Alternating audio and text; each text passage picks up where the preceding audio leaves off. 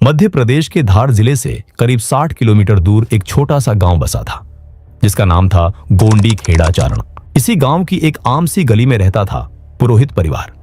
इस परिवार का घर का मुखिया था 28 साल का एक जवान, होनहार और मेहनती लड़का देवकृष्ण पुरोहित। देवकृष्ण पेशे से एक मसालों और मिर्ची का व्यापारी था। वो एक ऐसा इंसान था जो दिन रात एक करके कड़ी धूप और धूल भरी सड़कों पर गांव गांव घूमकर मसाले बेचता था। बचपन में ही उसके पिता का देहांत हो गया था। घर में देवकृष्ण के साथ उसकी बूढ़ी माँ खेंचीबाई, उसकी पढ़ी लिखी बहन ज्योति और उसकी पत्नी प्रियंका रहती थी। देवकृष्ण और प्रियंका का रिश्ता कोई आम रिश्ता नहीं था, ये बचपन का साथ था। साल 2015 अप्रैल के महीने में इन दोनों की शादी उनके परिवार वालों ने धूमधाम से करा दी थी। उस वक्त देवकृष्ण और प्रियंका दोनों ही लगभग 15 साल के नाबालिग थे। ग्रामीण इलाकों में होने वाले बाल विवाह की प्रथा के चलते शादी तो हो गई थी, लेकिन क्योंकि दोनों नाबालिग थे इसलिए शादी के बाद प्रियंका अपने मायके अपने माँ बाप के साथ ही रहती थी। वक्त बीता, बच्चे बड़े हुए और आखिरकार साल 2021 में जब प्रियंका 21 साल की हुई तो उसका गौना यानी विदाई हुआ और वो हमेशा के लिए अपने ससुराल अपने पति देवकृष्ण के घर आकर रहने लगी। देवकृष्ण अपनी पत्नी प्रियंका से बेहद प्यार करता था। वो प्रियंका की हर छोटी बड़ी खुशी, उसके हर शौक को पूरा करने की जी जान से कोशिश करता था। सब कुछ बिल्कुल नॉर्मल चल रहा था। समय अपनी रफ्तार से चलता रहा और आई 6 अप्रैल 2026 की रात के करीब 2 बज रहे थे। देवकृष्ण भी दिन भर की कड़ी मेहनत और थकान के बाद अपने बिस्तर पर गहरी नींद सो रहा था। उसका परिवार अपने अपने कमरों में था, लेकिन तभी अचानक देवकृष्ण के घर के अंदर से चीखने की आवाज सुनाई देती है। आवाज इतनी तेज और खौफ से भरी थी कि पड़ोसियों की नींद झटके से टूट गई। देवकृष्ण की माँ और बहन की भी नींद टूट जाती है। वो दोनों और गांव के लोग घबराकर देवकृष्ण के कमरे में आते हैं। जब गांव वाले देवकृष्ण की माँ और उसकी बहन वहां पहुंचकर देखते हैं तो वो मंजर देखकर उनकी सांसें अटक जाती हैं। उनके पैरों तले जमीन खिसक गई। अंदर कमरे का सारा सामान बुरी तरह से बिखरा हुआ था। अलमीरा के दरवाजे टूटे हुए थे, कपड़े जमीन पर बिखरे थे, दरवाजे खुले पड़े थे। ऐसा लग रहा था जैसे वहां किसी ने भयंकर लूटपाट मचाई हो।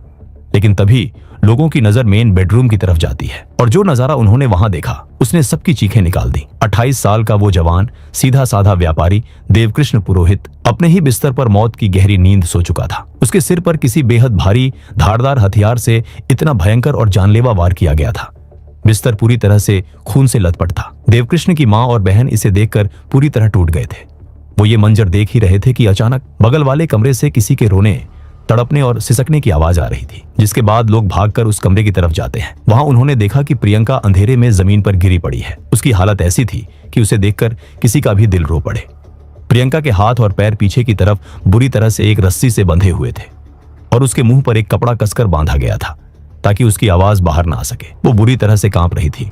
डर के मारे उसकी आंखें फटी की फटी रह गई थी। उसके आंसू रुकने का नाम नहीं ले रहे थे। वो पूरी तरह से एक भयंकर सदमे में थी। खेंचीबाई और ज्योति ने जल्दी से आगे बढ़कर उसके मुंह का कपड़ा हटाया और उसके हाथ पैर खोले। प्रियंका को तो जैसे होश ही नहीं था। वो जमीन पर बैठकर अपने बाल नोचते हुए रो रोकर बस एक ही बात बोल रही थी कि उन्होंने मेरे पति को मार डाला, उन्होंने मेरा सब कुछ लूट लिया, हम बर्बाद हो गए। उसकी सास ने उसे गले लगाकर उसे दिलासा देने की कोशिश की, लेकिन उस बेचारी पत्नी का दुख इतना बड़ा था कि उसकी चीखें रुक नहीं रही थी। प्रियंका ने रोते बिलखते हुए वहां खड़े लोगों को एक ऐसी खौफनाक कहानी सुनाई जिसे सुनकर भीड़ में खड़े हर शख्स का खून खौल उठा। प्रियंका ने कांपते हुए बताया, रात के अंधेरे में अचानक 3 से 4 नकाबपोश बदमाश हमारे घर में घुस आए थे। उन्होंने आते ही सबसे पहले मेरा मुंह बुरी तरह से दबा दिया। उनकी आंखों में खून सवार था। उन्होंने मुझे डराते हुए कहा कि जो कुछ भी घर में रखा है चुपचाप दे दो, वरना दोनों को मार डालेंगे। प्रियंका सांसें लेते हुए और रोते हुए आगे बोली, उन्होंने मेरे हाथ पैर बांधे और मुझे घसीट के बगल वाले इस कमरे में फेंक दिया। एक लंबा सा बदमाश मेरे मुंह के पास चाकू लेकर बैठा था। जब मैंने मदद के लिए चीखने की कोशिश की तो उसने मुझे धमकी दी कि वो मेरे पति को जान से मार देंगे। मैंने उसके आगे हाथ जोड़े, उसके पैर पकड़े, गिड़गिड़ाते हुए कहा कि मैं अपना सब कुछ दे दूंगी, बस हमारी जान बख्श दो। मैंने अपनी और मेरे पति की जान बचाने के लिए अपने 3 लाख रुपये के सारे सोने चांदी के गहने और 50,000 कैश अलमीरा से निकालकर उनके हवाले कर दिया। लेकिन फिर भी मेरा सब कुछ लूटने के बाद भी उन बेदर्द दरिंदों ने मेरे पति के सिर पर वार किया और उसे मौत के घाट उतारकर अंधेरे में वहां से भाग गए। आधा घंटा हो गया था मुझे वहां बंधे हुए चिल्लाते चिल्लाते, लेकिन कोई नहीं आया। एक तरफ उस जवान बेटे की लाश थी और दूसरी तरफ एक बेचारी रोती बिलखती विधवा पत्नी जिसका सब कुछ लुट चुका था। हर कोई उन दरिंदों को फांसी की सजा देने की मांग कर रहा था। कुछ ही देर में गांव वालों की खबर पर पुलिस और फोरेंसिक टीम क्राइम सीन पर पहुंच जाती है। जब पुलिस वालों ने प्रियंका से पूछा कि क्या हुआ था, तो प्रियंका ने वही कहानी सुनाई जो उसने गांव वालों को सुनाई थी। पुलिस वालों को यही लग रहा था कि ये एक टिपिकल रॉबरी मर्डर का केस है। सुबह होते ही धार जिले के सबसे एक्सपीरियंस्ड और तेज तर्रार police officers SP Mayank Awasthi और एएसपी पारुल बेलापुरकर अपनी फोरेंसिक टीम और डॉग स्क्वाड के साथ क्राइम सीन पर दाखिल हुए। घर के चारों तरफ येलो बैरिकेड टेप लगा दी गई थी। जैसे ही पुलिस ऑफिसर्स घर के अंदर पहुंचे, उनके सामने वही टूटा हुआ अलमीरा, बिखरे हुए कपड़े और खून से लथपथ देवकृष्ण की लाश पड़ी थी। और दूसरे कमरे में प्रियंका, जो अभी भी सदमे में थी, उसके आसपास गांव की औरतें बैठी उसे दिलासा दे रही थी। ये खबर जल्द ही न्यूज चैनल्स में आने लगी, जिसके बाद प्रियंका लगातार नेशनल मीडिया और न्यूज चैनल्स के कैमरा के सामने आंसू बहा रही थी। उसने रोते हुए ऑन कैमरा न्यूज चैनल वालों से कहा, मैंने बोला मैं सब दे दूंगी, मेरा सामान मैंने सब निकाल के दे दिया। उन्होंने मुझे घसीटा, मेरे मुंह पर हाथ रखा और बोला, अगर तूने चिल्लाई तो तेरे पति को मार देंगे। उसका ये रोते हुए वीडियो सोशल मीडिया पर आग की तरह फैल रहा था। हर कोई इस लुटी पिटी बेचारी विधवा के लिए सहानुभूति दिखा रहा था। पूरा देश उन अनजान लुटेरों को फांसी देने की मांग कर रहा था। लेकिन दूसरी तरफ एसपी मयंक अवस्थी और एएसपी पारुल बेलापुरकर की पारखी नजरें कुछ और ही ढूंढ रही थी। उन्हें इस बिखरे हुए सामान के पीछे एक ऐसी डार्क रियलिटी नजर आ रही थी जो किसी ने सोची भी नहीं थी। इन्वेस्टिगेशन शुरू हुई। फोरेंसिक टीम ने अपने ग्लव्स पहने और उस कमरे में कदम रखा जहां देवकृष्ण की लाश थी। और यहीं से इस केस का सबसे पहला और सबसे भयंकर रेड फ्लैग पुलिस के सामने आया। जब फोरेंसिक एक्सपर्ट्स ने देवकृष्ण की डेड बॉडी को क्लोजली ऑब्जर्व किया, तो उन्हें एक बहुत अजीब और चौंकाने वाली चीज नजर आई। देवकृष्ण के सिर पर किसी भारी धारदार हथियार से किया गया एक अकेला 12 इंच लंबा और बेहद गहरा घाव था। बस एक बार और काम तमाम। फोरेंसिक एक्सपर्ट्स आपस में बात करने लगे कि देवकृष्ण के शरीर पर और कोई भी निशान नहीं है। अक्सर ऐसे मामलों में हाथापाई होती है और शरीर पर कहीं ना कहीं निशान आ ही जाते हैं। देवकृष्ण के शरीर पर कोई और निशान ना देखकर वो चौंक जाते हैं। ये पहला डाउट था जिसने पुलिस के दिमाग की घंटी बजा दी। पुलिस ने इसके बाद घर के बाकी हिस्सों की इन्वेस्टिगेशन शुरू की। एसपी पारुल बेलापुरकर के दिमाग में एक बहुत बड़ा सवाल घूम रहा था। देवकृष्ण और प्रियंका के कमरे के ठीक बगल वाले कमरों में देवकृष्ण की मां खेचीबाई और उसकी बहन ज्योति सो रही थी। उन्होंने उन दोनों से पूछताछ की और पूछा कि क्या आप लोगों को कोई आवाज नहीं आई, तो उन दोनों ने कहा कि उन्हें कोई आवाज नहीं आई। ये सुनकर एएसपी पारुल बेलापुरकर थोड़े हैरान हो गए और वो सोच में पड़ गए कि कैसे 3 से 4 चोर आते हैं और एक आदमी का खून करके घर लूट के जाते हैं और परिवार को भनक तक नहीं लगी। धीरे धीरे प्रियंका की बनाई हुई उस परफेक्ट रॉबरी स्क्रिप्ट में दरारें आना शुरू हो गई थी। प्रियंका का बिहेवियर, उसके बयान बार बार थोड़े थोड़े बदल रहे थे। पूछताछ में कभी वो कहती उसने 2 नकाबपोश देखे, कभी कहती 3 थे, कभी वो टाइम को लेकर कंफ्यूज हो जाती थी। लेकिन पुलिस को अभी भी एक ठोस सबूत चाहिए था। प्रियंका ने पुलिस और मीडिया के सामने बार बार ढिंढोरा पीटा था कि लुटेरे उसके 3 लाख रुपये के सोने चांदी के गहने और 50,000 रुपये कैश लूट कर ले गए हैं। पुलिस ने सोचा, अगर लुटेरे इतना सारा सामान लेकर गांव से भागे हैं तो कोई ना कोई क्लू, कोई फुटस्टेप या गांव के आसपास किसी सीसीटीवी में उनका कोई निशान जरूर होगा। एसपी मयंक अवस्थी ने अपनी सर्च टीम को ऑर्डर दिया कि घर का और आसपास के इलाके का चप्पा चप्पा छान मारो। सर्च ऑपरेशन शुरू हुआ। पुलिस ने उस टूटी हुई अलमीरा को बारीकी से देखा, घर के बिखरे हुए कपड़ों को हटाया और तभी घर की तलाशी लेते हुए पुलिस की सर्च टीम के हाथ एक ऐसी चीज लगी, एक ऐसी चीज जिसे देखकर पुलिस ऑफिसर्स के भी होश उड़ गए। जिस लूट के लिए प्रियंका पिछले 12 घंटों से रो रो कर पूरे देश की सहानुभूति बटोर रही थी, वो 3 लाख के गहने और कैश घर के बाहर नहीं बल्कि उसी घर के अंदर एक बेहद सुरक्षित जगह पर छुपाए हुए मिल गए। जैसे ही ये गहने पुलिस के हाथ लगे, प्रियंका अब पुलिस की नजरों में सबसे बड़ी और सबसे खतरनाक सस्पेक्ट बन चुकी थी। एसपी अवस्थी समझ गए थे कि दुश्मन बाहर से नहीं आया था, दुश्मन इन्हीं 4 दीवारों के बीच मौजूद था। जब पुलिस वालों ने प्रियंका से पूछा कि ये गहने और कैश यहाँ कैसे मिले, तो उस पर प्रियंका ने रोते हुए कहा कि मुझे नहीं पता यहाँ कैसे आए, शायद उन चोरों ने ही यहाँ रख दिया था। यह सुनकर पुलिस एएसपी मयंक अवस्थी और एएसपी पारुल बेलापुरकर की पारखी नजरें अब पूरी तरह से समझ चुकी थीं कि दुश्मन कहीं बाहर से नहीं आया है। पुलिस ने तुरंत प्रियंका को गांव की भीड़ और हमदर्दी दिखाने वाली औरतों से अलग किया। अब वो एक बेचारी विक्टिम नहीं थी, अब वो इस खौफनाक मर्डर केस की सबसे बड़ी और अकेली प्राइम सस्पेक्ट बन चुकी थी। पुलिस ने तुरंत ही उसे पूछताछ के लिए पुलिस स्टेशन लेकर गए। पूछताछ का सिलसिला शुरू हुआ। शुरुआत में प्रियंका ने अपनी वही घिसी पिटी नकाबपोश लुटेरों वाली स्क्रिप्ट दोबारा सुनानी शुरू की। सर, मुझे नहीं पता ये गहने यहाँ कैसे आए। वो 3 से 4 लोग थे, उन्होंने मुझे बांध दिया था, उन्होंने मेरे पति को मार दिया। लेकिन इस बार उसके सामने गांव वाले या मीडिया के लोग नहीं थे जो उसके आंसुओं पर भरोसा कर लेते। उसके सामने बैठे थे experienced investigators. SP Mayank Awasthi ने क्रॉस क्वेश्चनिंग का ऐसा जाल बिछाया जिसमें प्रियंका बुरी तरह उलझ गई। उन्होंने कहा कि अगर लुटेरे आए थे तो उन्होंने सिर्फ देवकृष्ण के सिर पर एक सटीक वार क्यों किया? उसके हाथ पर बचाव के निशान क्यों नहीं है? बगल के कमरे में सो रही तुम्हारी सास और ननद को आवाज क्यों नहीं आई? और सबसे बड़ा सवाल, अगर लुटेरों ने तुम्हारा सामान लूटा था तो वो उसे तुम्हारे ही घर में छुपाकर क्यों जाएंगे? इन चुभते हुए सवालों की बौछार के आगे प्रियंका की स्क्रिप्ट बुरी तरह से लड़खड़ाने लगी। उसके बयान बार बार बदलने लगे, लेकिन प्रियंका अभी भी टूटने को तैयार नहीं थी। वो एक बेहद शातिर दिमाग वाली औरत थी। तभी धार पुलिस की साइबर सेल ने इन्वेस्टिगेशन में एक ऐसी एंट्री मारी जिसने प्रियंका के बच निकलने के सारे रास्ते हमेशा के लिए बंद कर दिए। क्राइम सीन पर आते ही पुलिस ने सबसे पहले प्रियंका का मोबाइल फोन जब्त कर लिया था।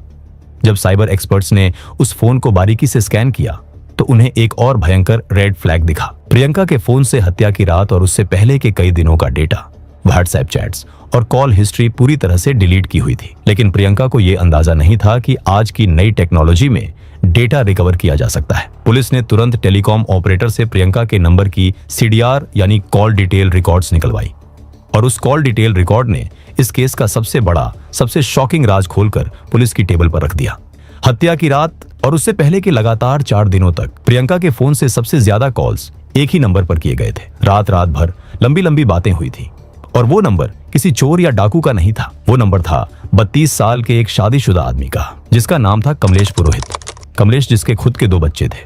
जैसे ही कमलेश का नाम इंटेरोगेशन रूम में गूंजा, प्रियंका का वो रोने धोने का नाटक, उसका वो सदमा, उसकी वो बेचारी विधवा वाली एक्टिंग, सब एक झटके में चूर चूर हो गया। लगभग 6 घंटे की लगातार और सख्त पूछताछ के बाद आखिरकार उस औरत ने अपनी चुप्पी तोड़ दी और आखिर उसने रोते हुए कबूल कर लिया कि उसी ने कमलेश के साथ मिलकर देवकृष्ण की जान ली थी। उसने बताया कि देवकृष्ण और प्रियंका का बाल विवाह कर दिया गया था जब दोनों महज 15 साल के थे। साल 2021 में जब प्रियंका परमानेंटली अपना गौना करके ससुराल आई तो वो अंदर ही अंदर इस शादी से घुटन महसूस करती थी। प्रियंका अपने ससुराल अपने पति के साथ रुकना ही नहीं चाहती थी। जहां एक तरफ देवकृष्ण अपनी पत्नी से प्यार करता था, वहीं प्रियंका अपने पति से उतनी ही नफरत करती थी। प्रियंका हर रोज देवकृष्ण के साथ झगड़े करती थी। वो हर दिन पूरे परिवार के सामने देवकृष्ण को उसके रंग और रूप को लेकर बेइज्जत करती थी। वो उसके मुंह पर चिल्लाती थी, तुम काले हो, तुम मेरा लेवल मैच नहीं करते, तुम मुझे डिजर्व नहीं करते। एक जवान पति के लिए इससे बड़ी बेइज्जती और मानसिक शोषण क्या हो सकता है? लेकिन देवकृष्ण इस उम्मीद में सब कुछ सहता रहा कि शायद एक दिन सब ठीक हो जाएगा। और प्रियंका ये सब इसीलिए कर रही थी क्योंकि वो कमलेश से प्यार करती थी। इन दोनों का अफेयर साल 2017 से ही चल रहा था, यानी ससुराल आने से पहले से ही प्रियंका का दिल कमलेश के लिए धड़कता था। यही नहीं, कमलेश भी इतना निडर और बेशरम था कि वो अक्सर देवकृष्ण के घर के बाहर से गुजरता था और प्रियंका खिड़की पर घंटों खड़ी होकर उसे निहारती रहती थी। एक दिन देवकृष्ण ने प्रियंका को कमलेश के साथ देर रात बात करते हुए पकड़ लिया, जिसके बाद दोनों के बीच काफी बहस हुई। लेकिन देवकृष्ण उस समय चुप रहा, ये सोचकर कि गांव में उसकी बदनामी होगी कि उसकी पत्नी किसी शादीशुदा लड़के से अफेयर कर रही है, इसीलिए वो चुप रहा। यही नहीं, इसके बाद प्रियंका पूरे 2.5 साल अपने मायके में ही रही। देवकृष्ण ने प्रियंका से काफी बार वापस ससुराल आने के लिए कहा, लेकिन प्रियंका अपनी जिद पर अड़ी रही। फिर जाके एक दिन प्रियंका ने देवकृष्ण से कहा कि वो एक ही शर्त पर वापस आएगी, अगर वो उसकी जिंदगी में टांग नहीं अड़ाएगा, उसे फोन इस्तेमाल करने पर नहीं टोकेगा, वो जिधर जाना चाहती है उधर जाने दिया जाएगा। देवकृष्ण ने अपने दिल पर पत्थर रखकर प्रियंका की इस बात को मान लिया और वो ये सब इसीलिए करता है क्योंकि आसपास गांव वाले लोग देवकृष्ण से सवाल कर रहे थे कि उसकी बीवी यहां ससुराल में क्यों नहीं रहती। अपनी इज्जत बचाने के लिए वो प्रियंका की इन शर्तों को मान लेता है, लेकिन ये प्रियंका की सिर्फ एक सोची समझी चाल थी। 2.5 साल जब वो अपने मायके में थी, वो अक्सर कमलेश के साथ मिलती थी। अक्सर वो होटल रूम्स में जाया करते थे। प्रियंका कमलेश के प्यार में डूब चुकी थी। वो चाहती थी कि किसी तरह से देवकृष्ण को रास्ते से हटा दिया जाए, जिससे प्रियंका एक बेचारी विधवा बनकर सबकी सहानुभूति हासिल कर लेगी और उसे देवकृष्ण की प्रॉपर्टी भी मिल जाएगी, जिसके बाद वो कमलेश के साथ अपना जीवन बिताएगी। मार्च 2026 में दोनों मिलकर देवकृष्ण को मारने का प्लान बना रहे थे, जिसके बाद प्रियंका और कमलेश ने एक प्रोफेशनल कॉन्ट्रैक्ट किलर की तलाश शुरू कर दी थी और उनकी ये तलाश खत्म हुई सुरेंद्र भाटी नाम के एक शख्स पर। सुरेंद्र एक लोकल सुपारी किलर था जिसने पहले भी कत्ल किए हुए थे। सुरेंद्र इन दोनों से मिलने आता है। तीनों प्लान बनाते हैं कि किस तरह देवकृष्ण को मारा जाए। फिर प्रियंका और कमलेश ने प्लान बनाया कि उसको नींद में ही उसके घर पे ही मारा जाए। इस प्लान पर सुरेंद्र ने भी मंजूरी दे दी। देवकृष्ण को मारने के लिए सुरेंद्र ने 1 लाख रुपये मांगे थे, जिस पर प्रियंका और कमलेश मान भी जाते हैं। प्रियंका ने सुरेंद्र को 50,000 एडवांस दिए। उन्होंने तय किया कि वो 4 अप्रैल को देवकृष्ण को मौत के घाट उतारेंगे। 31 मार्च 2026 में प्रियंका अपने ससुराल आई और आने से पहले ही उन्होंने मर्डर का प्लान तय कर दिया था। अगले 4 दिनों तक उसने एक अंडरकवर स्पाई की तरह अपने ही घर की रेकी की। उसने एक-एक दरवाजे, एक-एक कुंडी को बारीकी से टेस्ट किया। वो चेक करती रही कि किस दरवाजे को खोलने पर आवाज नहीं आती, उसकी माँ और ननद कितने बजे सोते हैं, कौन से रास्ते से जल्दी बाहर निकला जा सकता है। यही नहीं, इन 4 दिनों में उसकी कमलेश के साथ व्हाट्सएप पर लगातार चैटिंग चल रही थी। वो कमलेश से पूछती थी कि काम कब होगा, कैसे होगा, सब रेडी है ना। मौत का पूरा ब्लूप्रिंट फोन की स्क्रीन पर टाइप हो रहा था। 4 अप्रैल 2026 का दिन आ गया था, लेकिन तब अचानक सुरेंद्र कमलेश को कॉल करता है और कहता है कि वो आज कुछ कारण की वजह से मर्डर नहीं कर सकता, इसीलिए वो नहीं आ सकता। और जैसे ही ये बात कमलेश ने प्रियंका को बताई, वो ये सुनकर बौखला गई। उसने तुरंत ही सुरेंद्र को कॉल किया और सुरेंद्र को कहा कि वो उसके 50,000 रुपये वापस कर दे।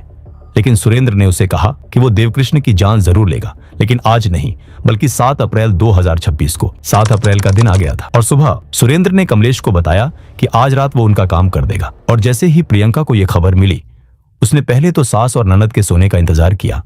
उसके बाद उसने चुपचाप घर का मेन दरवाजा अंधेरे में खुला छोड़ दिया ताकि सुरेंद्र भी बिना कोई शोर शराबे के अंदर आ जाए। रात के गहरे अंधेरे में सुरेंद्र भाटी दबे पांव घर के अंदर दाखिल हुआ। उसके हाथ में लोहे का एक भारी धारदार हथियार चमक रहा था। वो सीधा देवकृष्ण के बेडरूम में पहुंचा। देवकृष्ण बेखबर गहरी नींद में था। सुरेंद्र ने बिना 1 सेकंड सोचे देवकृष्ण के सिर पर वो भारी हथियार पूरी ताकत से मार दिया। एक सटीक वार। देवकृष्ण को चीखने तक का मौका नहीं मिला। उसकी सांसें चंद पल में हमेशा के लिए रुक गईं। और प्रियंका ये सब वहां खड़े होकर देख रही थी। उसे जरा भी बुरा नहीं लग रहा था। उनके प्लान के मुताबिक मर्डर के ठीक बाद क्राइम सीन को लूटपाट दिखाने का नाटक शुरू हुआ। उनके प्लान के मुताबिक सुरेंद्र ने ही प्रियंका के कहने पर उसके हाथ और पैर बांध दिए और उसे दूसरे रूम में बंद कर दिया। सुरेंद्र ने इसके बाद अलमीरा के ताले तोड़े, सारा सामान बिखेरा और वहां से चला गया। जाते जाते सुरेंद्र ने प्रियंका के कान के पास आकर और कहा कि मेरे यहां से निकलने के ठीक 15 मिनट बाद रोना और चीखना शुरू करना, उससे पहले बिल्कुल आवाज मत निकालना। और उसने ये इसीलिए किया कि वो वहां से आसानी से भाग सके। प्रियंका 15 मिनट होने का इंतजार कर रही थी। वो देख रही थी कि कब 15 मिनट पूरे हों और कब वो दुनिया के सामने अपनी एक्टिंग शुरू करे। ठीक 15 मिनट के इंतजार के बाद प्रियंका ने जोर जोर से चीखना शुरू किया और उस झूठ का वो महल खड़ा किया। उसने एक्टिंग करने की पूरी कोशिश की और वो कहीं हद तक कामयाब भी रही, जहां घर वाले, गांव वाले और मीडिया उसके इस कहानी पर विश्वास भी कर लिए थे। लेकिन जिसे धार पुलिस ने महज 36 घंटे के अंदर उसके इस प्लान को मिट्टी में मिला दिया। जब अगले दिन ये सच गांव वालों के सामने आया तो पूरे गोंडी खेड़ा चारण गांव के पैरों तले जमीन खिसक गई। देवकृष्ण की मां खेचीबाई, जो कल तक बहू के दुख में रो रही थी, अब उस हत्यारिन बहू को देखकर सदमे में थी। धार पुलिस ने तुरंत प्रियंका पुरोहित और उसके आशिक कमलेश पुरोहित को अरेस्ट कर लिया। उनके ऊपर नए कानून भारतीय न्याय संहिता की संगीन धाराओं के तहत pre planned murder, criminal conspiracy और सबूत मिटाने का मुकदमा दर्ज किया गया। उन्हें कोर्ट में पेश किया गया, जहां से उन्हें 13 अप्रैल 2026 तक पुलिस रिमांड पर भेज दिया गया है। हालांकि जिस कॉन्ट्रैक्ट किलर सुरेंद्र भाटी ने देवकृष्ण के सिर पर वो जानलेवा वार किया था, वो अभी भी फरार है और पुलिस लगातार उसे ढूंढने के लिए छापेमारी कर रही है। जब ये पूरी खौफनाक कहानी सामने आई तो हर किसी ने बस एक ही सवाल पूछा, देवकृष्ण की आखिर गलती क्या थी? यही कि उसने एक ऐसी औरत पर भरोसा और प्यार किया जिसे ना तो उसकी शराफत पसंद थी और ना ही उसका रंग। अगर धार की इस खौफनाक रोंगटे खड़े कर देने वाली साजिश ने आपको भी अंदर तक हिलाकर रख दिया है तो इस वीडियो को अपने दोस्तों और परिवार वालों के साथ शेयर जरूर कीजिए। नीचे कमेंट सेक्शन में अपनी राय जरूर दें। क्या प्रियंका और कमलेश को इस खूनी खेल के लिए आजीवन जेल मिलनी चाहिए या सीधे मौत की सजा? और ऐसी ही डिटेल्ड, सच्ची और high suspense true crime documentary stories देखने के लिए हमारे चैनल को सब्सक्राइब करके बेल आइकॉन दबाना मत भूलना।